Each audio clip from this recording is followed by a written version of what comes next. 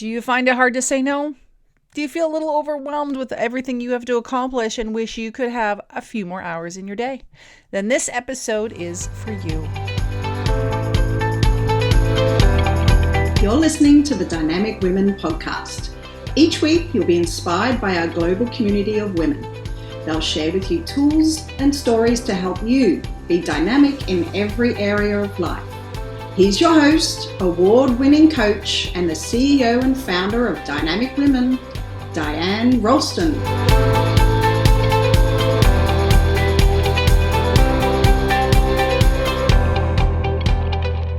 Hello, my lovely dynamic women, and welcome to the Dynamic Women podcast. I am Diane Rolston, your host, and today I talk about the cool idea of saying no so that you can say yes.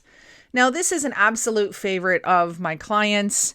I think I originally started talking about this in my Dynamic You program, but the idea of, people find it so hard, especially women that I work with, they find it so hard to say no.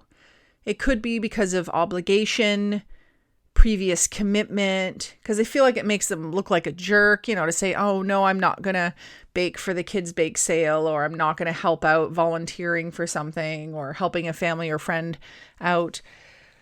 But the thing is that when we are saying yes to absolutely everything or to lots of stuff, even if they're fabulous, wonderful ideas. Oh my gosh, I don't know how many times I have had amazing opportunities to collaborate, amazing invitations to be part of something. I can remember even in like a 3-day time span, I was invited to host my own radio show twice.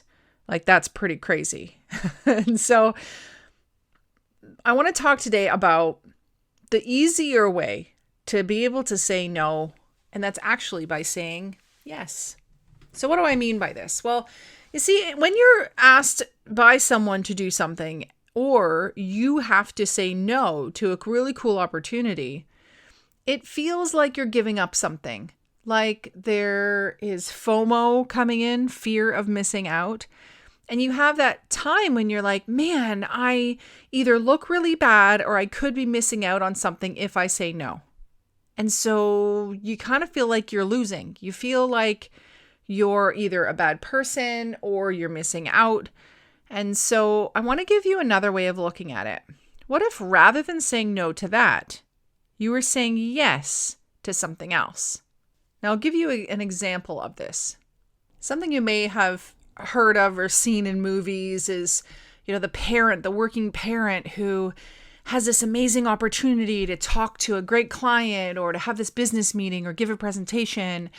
But in being there, they are also giving up, maybe being with a child at their sports game or their recital or school presentation or something that's important to their child, but they are at this work commitment. I've seen it in so many movies, even in the movie Elf, which is one of my family's favorites.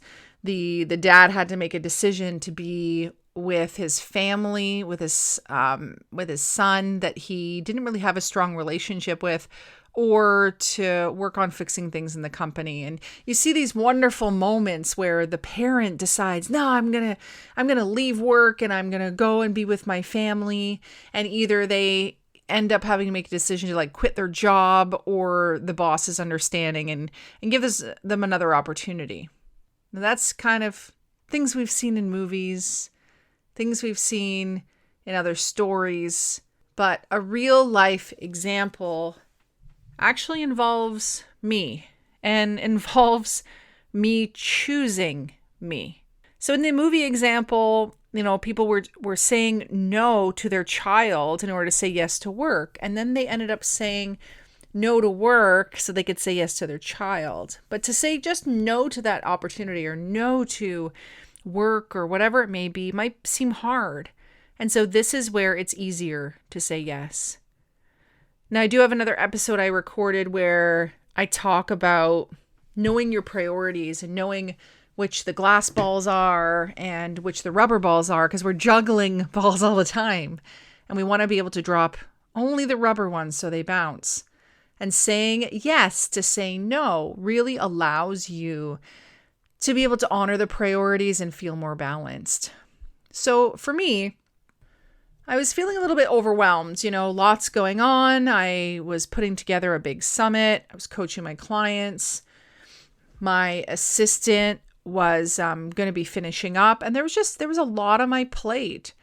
And my husband and my kids said to me, yeah, we're going to go skiing. Let's go skiing on Sunday. And in theory, I was like, that's a great idea. We have ski passes. The weather will be lovely. We have the whole day to ourselves. Let's go do it. But then the other part of me started to feel overwhelmed. And moms, you get it, right? That overwhelmed feeling of, I've got to get the food together. I've got to get the gear together. When we get up there, we got to carry the gear. We got to walk. We got to deal with whiny kids. We got to, just do all the things to get us up there. And I was starting to feel overwhelmed, like I couldn't handle it. And I didn't want to. I really didn't want to. And I knew that they really wanted me to be there. And in that moment, I had to think, what is most important right now? Yes, my family is important. Yes, my relationship with them is important. Yes, exercise is important. But at that specific moment, I was feeling like, man, my mental health is the most important here. What I really just needed was time to myself. So I sat with that a while. I'll admit I shed a few tears. And I just said to my husband, I don't want to go. I want to just be alone. I just want to have some downtime and just be by myself. So I really had to say yes to me. It took me a while to figure out what it was. I was like, man, I just feel overwhelmed. I just need to have some quiet time. But once I was able to figure that out, I knew that I could more strongly say yes to me. And then that caused me to say no to them. Now you may think, wow, that's a hard decision. Usually you have to pick your family. And that's the thing. Usually I do pick my family.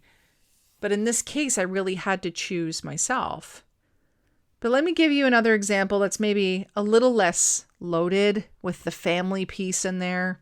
Maybe one that you've experienced yourself. So I'm on a board. And I was asked to take on more work, more role in what I was already doing. And my initial response was a no.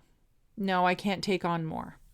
And when I was pressed a little bit further, my response then became, no, I'm busy. I can't. And what's crazy is that the response back to me was, well, we're all busy. And I thought, wow, I'm trying to just say a no. And side note, saying no is a complete sentence, but most people just won't take no. And I felt like I couldn't just stand in no, that I had to give a reason. And the reason being, I'm busy. I was the only one on the board with children. And not to say that other people aren't busy, but if you have kids, or even if you have a lot of fur babies, you know that when they're awake, you are responsible for them and you need to do stuff for them. So my free time is super limited. And so I had to say no. I was already giving what I was giving. And it was really hard to be able to stay in just a no. I started to feel bad. Maybe I needed to take on more. Everybody was taking on more. And then I had to look at it from the way of, what do I need to say yes to? And I sat there and I thought, am I spending enough time with my family? No. Am I spending enough time with my husband? No. Am I spending enough time just relaxing myself? No. Am I spending enough time on my health? No. And so once I got really clear on the things I wanted to say yes to, I was asked again by the group, by the board, to take on more of a role. And I said, I would love to, but I'm saying yes to strengthening my marriage and my relationship with my children. That little change and reframe to how I spoke about it had me stand very firmly in that yes. The yes to putting some of my priorities before this other priority. Saying yes to myself, my family, before saying yes to this extra board experience. There are many times in life when we're faced with a hard decision. A decision that maybe we really want to do something or we feel super obligated to do it. And in that moment, that's when you ask yourself, what do I want to say yes to right now? So what in your life do you need to say no to? I had a client at one point who she was running a marketing event or business kind of networking event or something, some trade show at her child's school for many years, year after year after year. She was running this and it was taking a lot of her time and her energy away from her business and family and herself. And so I asked her, well, maybe it's time to pass that off to someone else at the school to do. And she thought that, yes, that's a good idea. And then the funny thing is, her daughter had graduated already.